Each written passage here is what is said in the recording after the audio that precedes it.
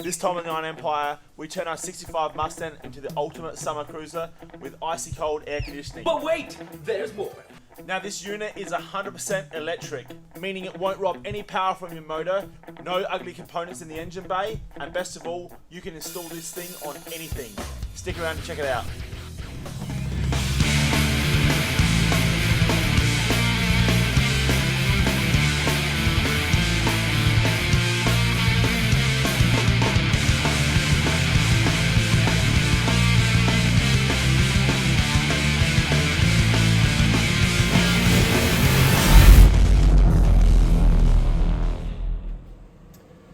Okay guys, so welcome back inside the shed. First time since last year. It's been a long time coming, but we're finally back and getting some shit done. So hopefully the last video you guys seen, which would have been the first for the year, is of the Mustang. We haven't filmed that one yet, but we're going to film that hopefully this week coming. Anyway, we're back to front. Today I am going to get started on a new addition to this car. Although this thing is mint and I love it, there's just a few little tweaks that we need to change. There's a few little tweaks we have to make to get this thing to be the perfect driver. Now, of course, the first thing I did when we got this, before Andrea even seen that, she's behind the camera right now, is we done the Magnum 500 wheel swap, we done Red Bull tires, we slammed it, as you do, and we had to get this thing looking schmick because it was full grandpa spec up high. Apart from also doing a carby wheel build, thanks to Adam Cobb, who got this thing running absolutely freaking mint. Now it's time for some comfort. So I'm going to have a crack at doing an install that I think a lot of you guys will be super keen on, and this is across the board. Mostly old school stuff though, so come with me. Alright, so I've already unboxed this thing, and we've had a look at the new underdash aircon from China. Now this is obviously not the prettiest thing, but you know what? It's all black. By the time we bury this thing under the dash, you're hardly going to notice it, especially considering we have factory black carpet and mats. And at the end of the day, driving this thing in the cool breeze on our knees is going to be more important than worrying about a bit of looks on that thing. The thing that makes this super interesting, and I can't wait to see how it all turns out, and you guys are probably going to be really keen on this too, is this. It is 100% electric, which means we don't have to have any unsightly compressor, bracketry, pulleys, belts, lines, none of that shit under the bonnet, aside from of course a condenser and a fan on the front of the radiator, which will all be black and hardly noticeable. This thing can be mounted anywhere, and I plan on starting today seeing where we're going to set this all up. I'm probably going to put it in the boot, bury it up high, I'm going to run the lines under the car, and obviously it's a win-win for so many different reasons. You're not robbing power as well, especially this thing's only a little 289. We don't want to be robbing any more power than it hasn't got already. So yeah, I've been wanting to do this on a car for a while, and I finally pulled the trigger. And the best thing about this, because it is cheap China stuff, I'm hoping it works. It's worth a shot. This whole kit, there's the rest of it's in the box here, including the wiring, the hoses, everything. Literally the only thing we have to do is gas the thing up. Everything else is supplied. Was less than $700 delivered to our door. So you can't even really buy a good quality compressor is like $500-600. So I'm not saying it's a good quality compressor, but let's see how it all works. Okay, so yesterday I done a little quick unboxing to see how this is all going to fit. I've had these units on a few cars. They were already installed. They work awesome. The only problem is that Andrea's going to be whinging because her knees are going to be frozen. She's going to have to bring a little blankie. Is that they basically sit under the dash right here like this, and yeah, keep it cool. The downside is because the Mustang is obviously a compact car, we have a heater box right here, and I can't get this thing back far enough. It is sitting proud by like 5 inches. Now, typical of old cars like this, this heater box is leaking, so it's not even connected anyway. So what I might actually do on this car is pull the heater box out, delete that, and leave it out. That way we can get this thing buried up right nice and deep, as high as we can, and you'll hardly spot it. And then down the track, if I want to, I might just add a little 12 volt blower heater to keep us warm if we drive it in the cooler weather, which we do a fair bit in the Adelaide Hills. And the only thing we may have to do to maintain all this stuff is maybe up the alternator to a high output alternator, but we'll run the gauntlet and see how that all goes. So for now, I'm just going to start tearing this out. Hopefully it doesn't leave too much of a mess. Hopefully it's not too hard, and then I'll just mock it up. This process is going to happen over a few days, but we'll get the ball rolling today, and I'm super excited to see how it goes and show you guys the process.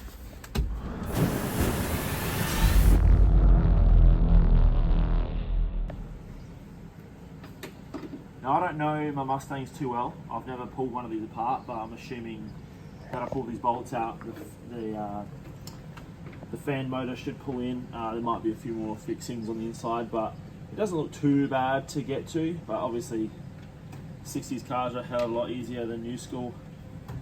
The other thing as well I wanted to do on this car, one day, it's not super important, but I wouldn't mind giving it maybe like a 1 day engine bay resto. I've got the original air cleaner to go back on it, and it's a bit of a tidy up. But overall, they're so simple. We love it.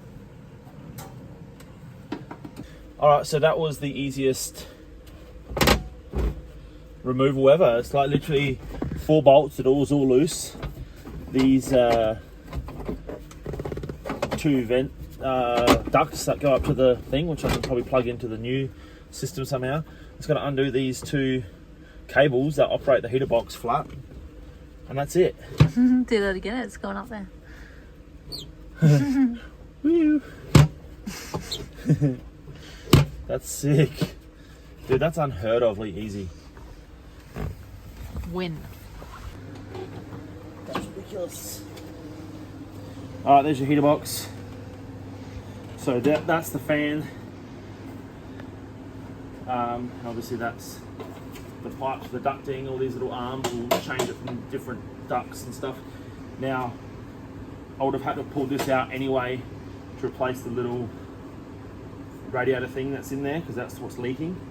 So the fact that I've got it out so far, it's not a waste of time regardless. But it's not going back in. Put that there. Look how far up we can bury that now. Move your arm out. Like literally, yeah, heaps better. It might even be too far back there. Nah, perfect. But yeah, you can basically make the thing disappear. So yeah, you don't really see it.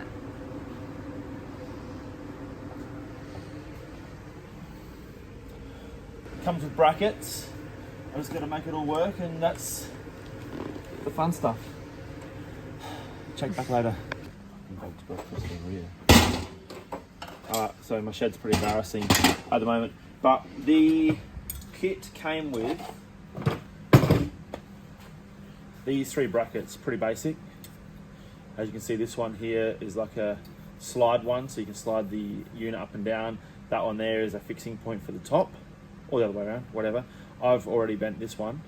So basically I've worked out that I've got some mad angle going backwards to get the depth that I want, and then that's going to equal out to a 45, which is I'm going to have to screw a drill into the dash, but it'll be underneath, you'll never see it. That'll screw to the bottom side of the metal dash. I'll replicate on the other side, and this one, I'm pretty sure that one holds the back of the unit up just in the middle. I done one test and it seemed to be perfect. So I fluked that, so let's see if I can replicate that. I will attempt to mark it.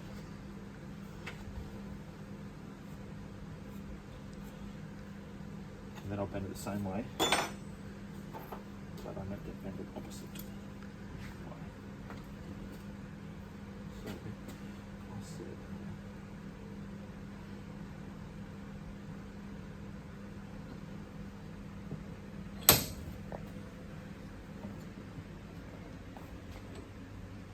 there. Cool.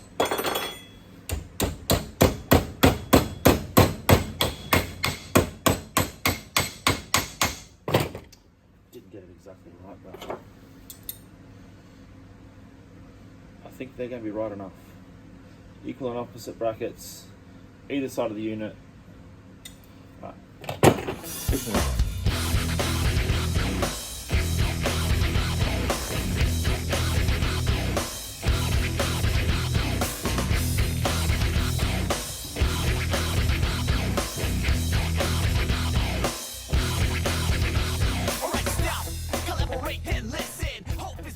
Okay, so now it's time to move on to running some of these lines and basically mocking everything up before this thing becomes a permanent fixture.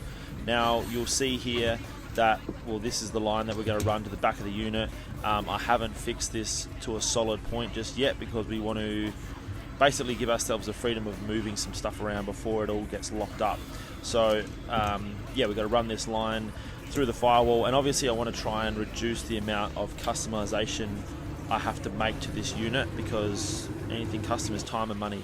So now it's just a matter of, yeah, picking some spots to drill some holes, which I don't really want to do, but let's be honest, we've got to drill some holes and, yeah, run these lines as neat and as hidden as possible.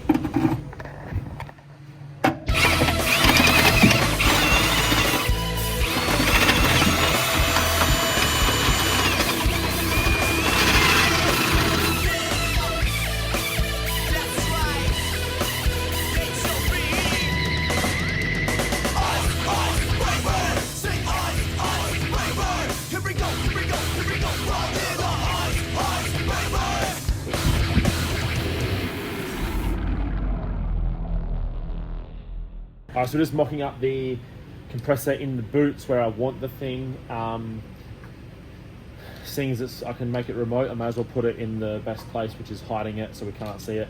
Just make sure when you do all your, put your lines in the hole, they've got their little, you see the little green O-ring, that means it's for gas or air compressing, sort of air compressor stuff. Always put a little bit of rubber grease on the end. You want to make sure that they slip in nicely, don't get caught, don't end up with damage on the O-ring. And we're just going to put these in loosely and sit it in the boot and see how we can orientate so everything looks as neat as we can. These angles, they are what they are. They probably aren't in the best position, but it is what it is. It's in the boot, who cares? So I've now installed the condenser that came complete with the kit. I also painted it black before I done the install. All that's left to do is paint these fittings and also the bolts that hold it in place so it all disappears. Now it's time to fit the rest of this shit.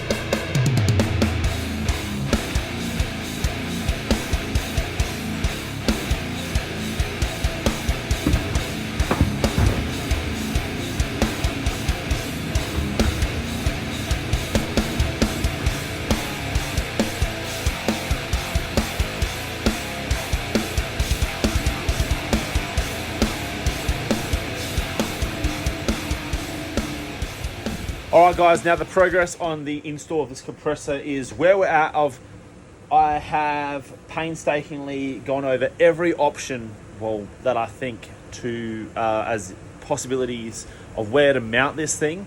I've gone from the engine bay, which I really don't want to do because half the fun of having a remote option is not having it under the bonnet. My other option was behind the bumper. There's a big hole in there that you can't really see it at all. It's actually quite hard to get to. The problem is a little bit out in the weather, and the original plan was always in the boot. So we've gone back to the boot.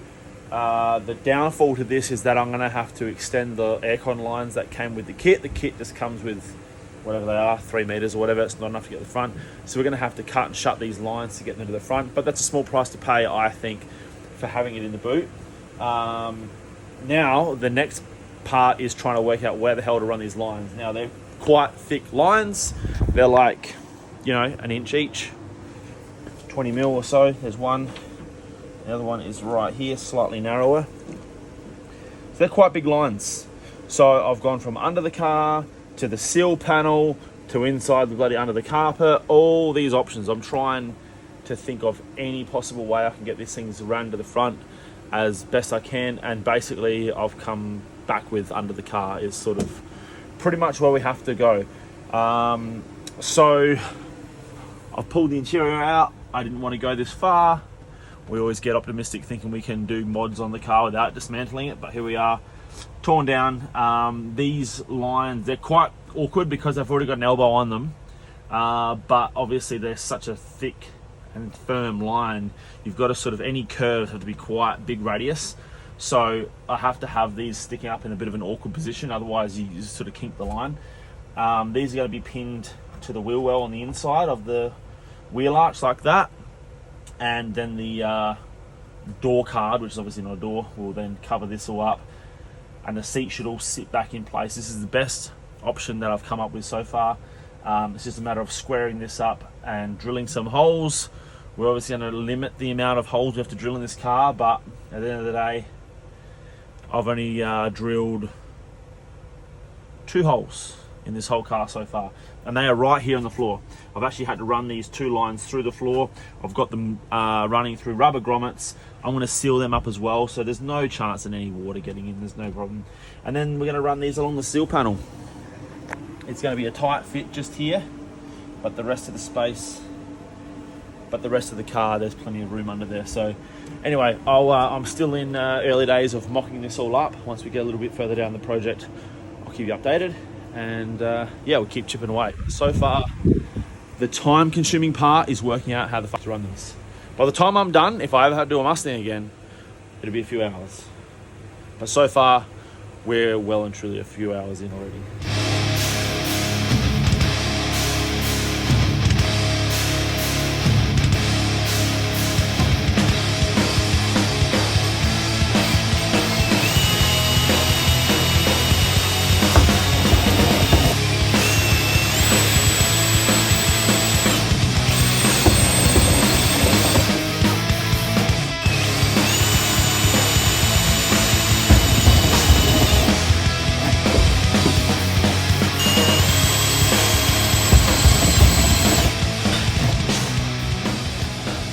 Let's see how good my hole lineups were.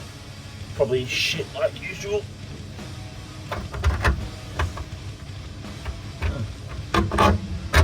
Get out. Actually, all four lined up.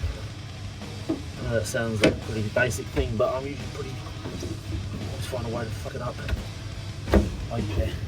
Now I'm not going to bolt this in yet. It's just going to sit there. Not even square. Fucking better be. It's just going to sit in place because there's a lot of wiring and plumbing and shit to do, so it won't be until this thing is in and plumbed up completely that I'll bother even bolting it down. And gassed and working. Another thing as well, I have decided to have all the exposed wiring connections out this end, so that it's a lot easier to fault find or whatever down the track if I ever have an issue. If I jam it up real tight the way I wanted it and hide all the wiring, may look neater, but if I ever have an issue, it's going to be a headache.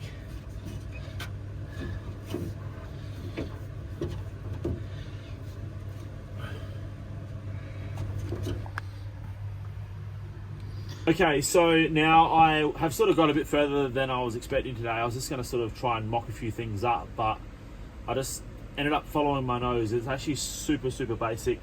I ended up finding the best route for all the wiring. That's actually gone to the top of the seal panel, which is going to be under the scuff plate. It's going to come up through this panel here. I've zip tied it so it doesn't interfere with the back window.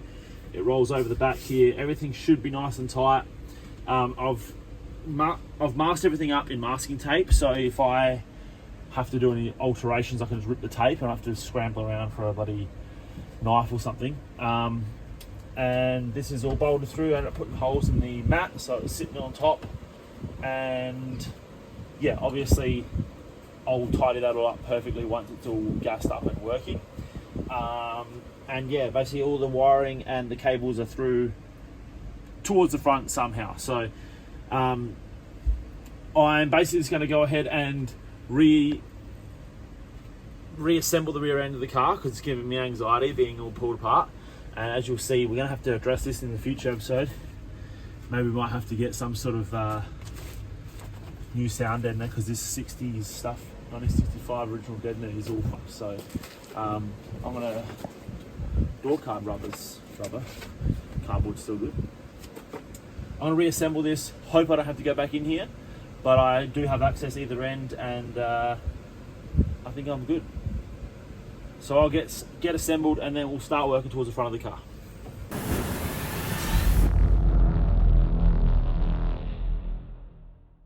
Okay guys, I just want to take a quick moment to thank everyone who has stuck by the channel over the last few months. I've been MIA for probably 4 months, and you guys have picked right back up where we left off, jumped onto the last video and have been watching. Hopefully I've got plenty of views seeing what's going on this time around as well.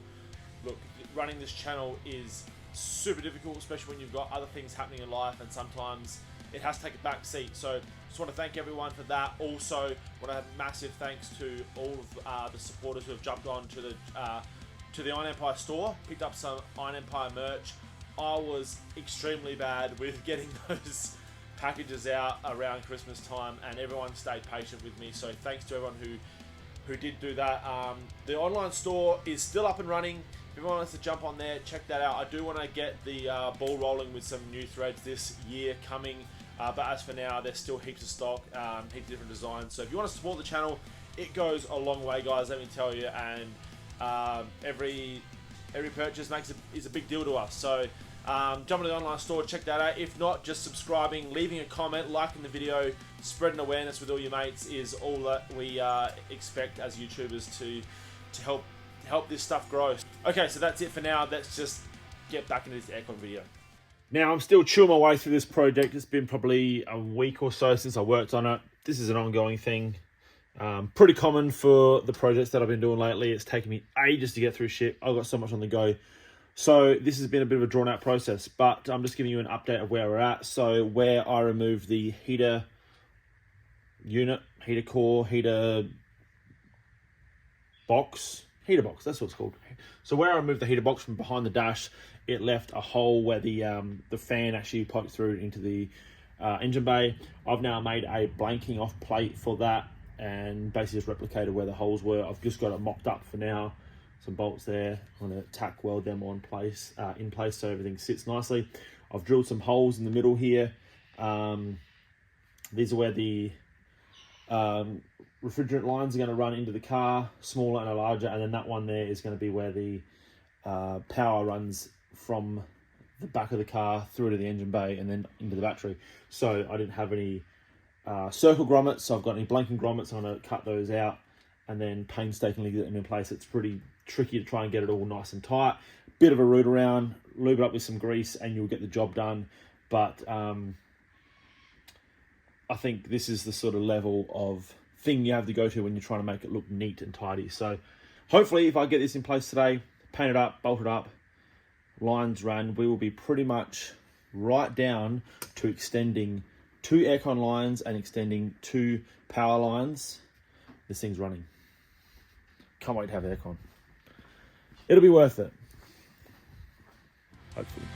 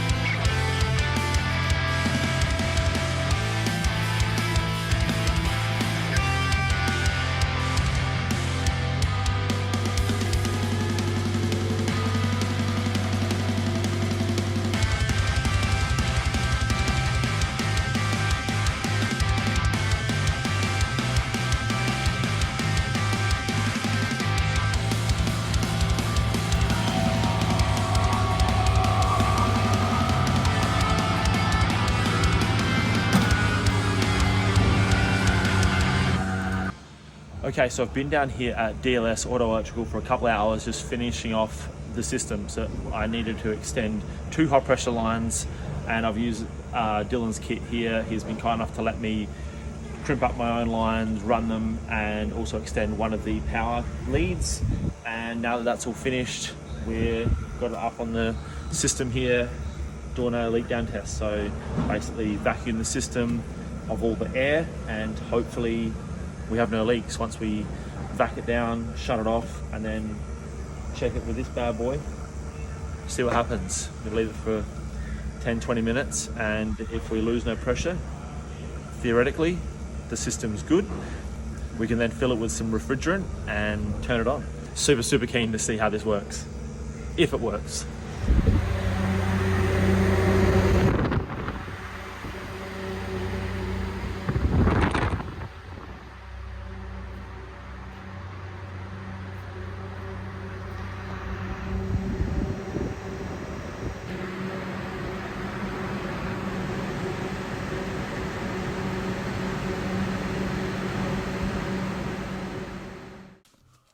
Alright, now we've got just a couple more things left to do on this build to hopefully make everything work properly.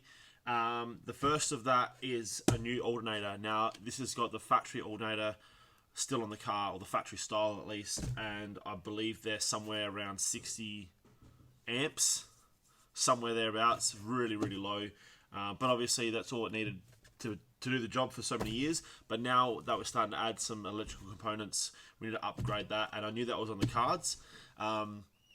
The other thing is a battery. Now, this isn't probably going to change the performance of the thing really, but it will help long term with keeping up, I guess. So I've got a obviously a super budget friendly Aeroflow high amp alternator. It's 140 amps, and we have to paint it because it's black, and black won't do.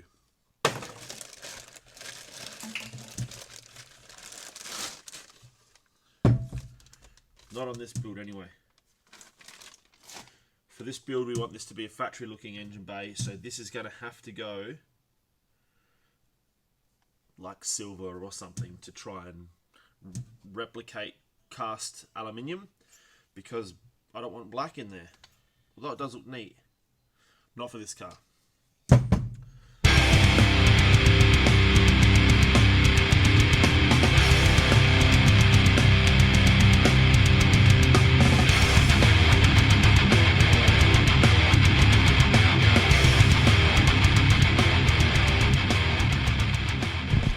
Now we're all masked up. I even done a little bit of fine line tape around the little bit in there. I don't know what it's called. Should be good. So now it's up to picking a colour. I've got a fuckload of VHT cast iron, which you guys by now should know that's my second favourite colour after satin black. And I reckon I actually have a cast aluminium. Let's header paint. Flat aluminium. Sometimes silver can look a bit tacky, but sometimes it's what you actually need,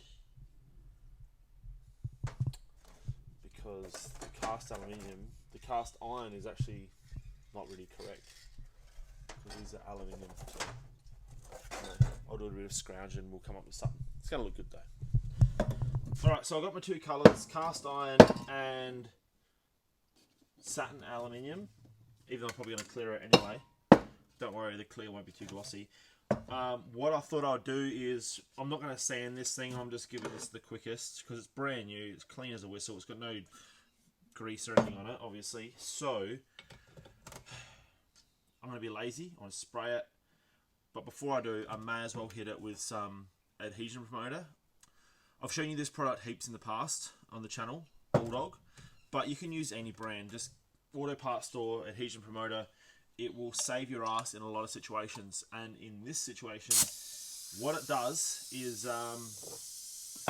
helps paint stick to non-prepared surfaces. So if a surface is shiny, generally you don't want to paint to it because it won't stick. This stuff makes it stick. Apparently it will make paint stick to glass and chrome, so this should be good.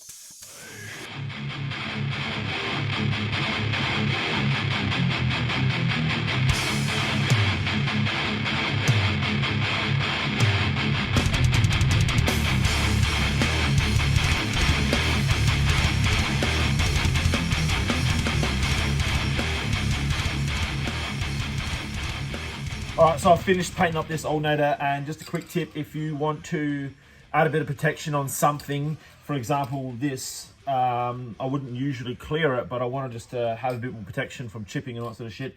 I've ran some gloss clear in a rattle pack just because it's a quick, easy job. If you only have gloss and you don't really want a gloss finish, trust me, these haven't got the best gloss results anyway, unless you really pile it on. You have to be pretty good with a rattle can to get a really nice finish anyway. So all you want to do is just really dust it on, and it will get a semi-gloss finish anyway. So you can sort of use that to your advantage. So just sort of really dust it on, let the particles almost fall onto whatever you're painting, and you'll get a semi-gloss finish anyway. Anyway, I'm gonna let this dry and unmask it later. I'll probably put it on the car. Maybe tonight. I've got to get going.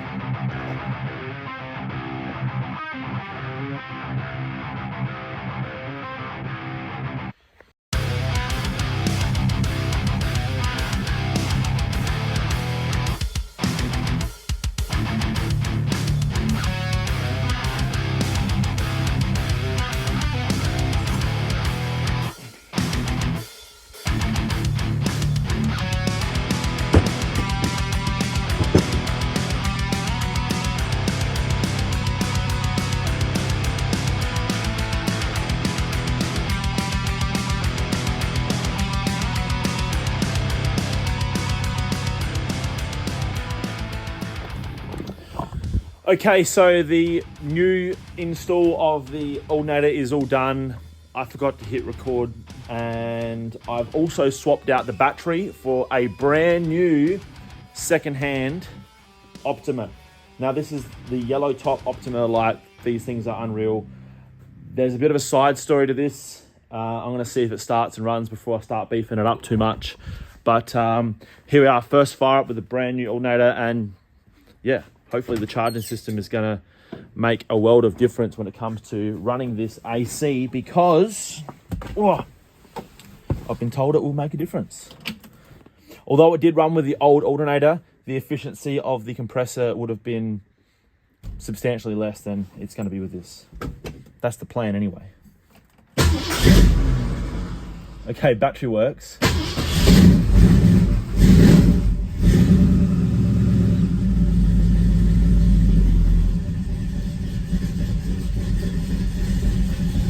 Now I've got an alternator light up on the dash, but I think that's because one of the cables that I've actually just taped up is meant to make that go out. So I might have to do a little bit of alterations under there, but as long as it's charging at the battery, which we'll be able to find out in a second with a multimeter, we're all good to go. Now this battery was showing about 12.8 before I started the car. It's not charging. Okay, it's definitely not working because it's only running 12.5 at the moment.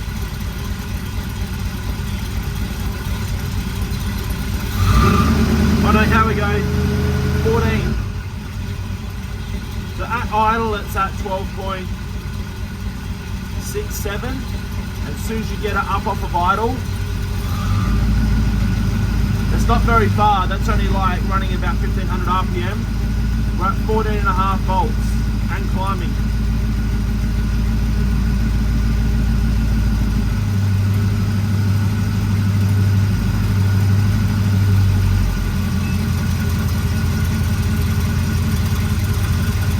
And that's only just off of idle. So the alternator's working. Alright guys, now the final conclusion, what you're all waiting for. I'm going to try and be efficient here, but there's a lot to get through, so bear with me. Now, straight off the bat, when I left DLS Automotive, it wasn't the hottest day. It was in the 30s, but it wasn't super hot. This thing stayed cool. I was comfortable the whole way home. Everything was sweet. Bear in mind, I was still running the factory alternator at that stage. The following day, I went for a drive to the next town here, and it was in the mid-30s, so it was getting pretty warm. Usually warmer than I'd probably like to run a car like this anyway for comfort level. And same thing, I was comfortable, but I certainly wasn't cold. Now, since I've replaced that alternator, it is like chalk and cheese. The fan speed is on another level. It's substantially different. What I noticed that when we actually done the test down at DLS, we put the thermostat on it, and it was showing like 4.7 degrees, which is exceptionally good. From what I got told by Dylan, anything below 10 is really what you aim for when doing an aircon regas and everything. So to run in the 4s, I'm really happy. When I was driving, I could feel it was cool, but it just wasn't blowing too much on me. It wasn't sort of reaching me. Now that I've got the new alternator, it is like chalk and cheese. The thing is blowing a gale. I'm actually turning it down because it's just, you can hear the wind blowing out of those ducts. So it's really quite good to see. Having said that, we've just come out of a week-long heat wave here in SA. The last day was 43 degrees, and now, of course, it's not even 30 degrees today. So I haven't been able to give this the ultimate test of running this thing in the high 30s when you really need it. But the best I could do is go for a spin with all the windows up on a sunny day. Kind of hot in these rhinos. And just wait until I start getting really muggy, and then crank that aircon on, because obviously it starts to get pretty stuffy in the car. And I got to a point where I had to turn it down. So that's a good sign. That's what we want. Freezing my nips off out here. Especially with the knee freezer being on the passenger side. If this thing didn't have a beautiful factory console in it, I would have sat the air conditioning unit right in the middle, so both the passenger and the driver get the same amount of air, and I think that would make a massive difference as well. So that's something to consider if you're looking at doing this conversion as well. Now when it comes to costing, the unit was, I think, just under, let's call it $700 delivered. I had to upgrade the alternator in my application.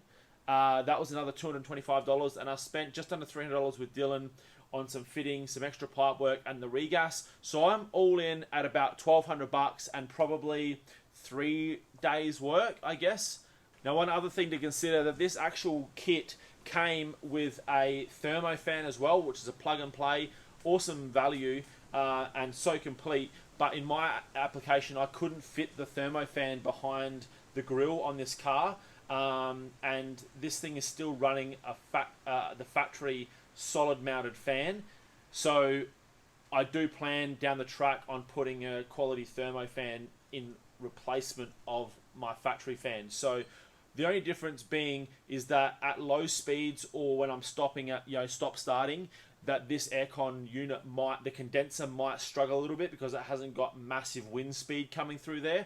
But you got to bear in mind that over sort of 50 to 60 kilometers an hour, the wind speed of the actual car is more than the fan draws anyway. So it's not really the biggest difference in my case. A lot of the driving I'm doing is out country. So at the moment, I'm happy to run it as is, and I'll do that upgrade with the fan later.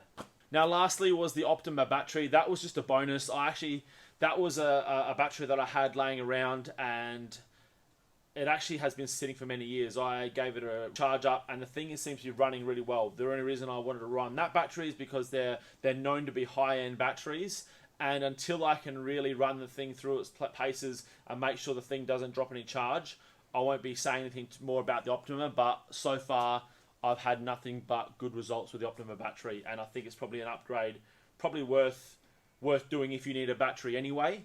I wouldn't be doing a battery swap if you didn't need a battery regardless. Alright, so that is going to be it for this time round. I'm sure I'm forgetting something. If you have any questions, I'm sure there's going to be heaps of you. Hit me up in the comments below. I'm going to do my absolute best to get back to everyone and try and keep the information flowing, because I want this thing to work as well as you guys do. Having aircon on an old school car is the ultimate in cruising comfort. And check back with me in the next few weeks or a month or so. We're still in the summer here in Australia, so hopefully we get some really hot days that can really put this thing to the test and let you guys know exactly what it performs like on a super hot day. With that being said, if you haven't already, you better hit that subscribe button. Hit the bell if you don't want to miss out when the next video is coming. Like the video, of course, leave us a comment, and I will see you all on an upcoming episode of The Iron Empire. Cheers, guys.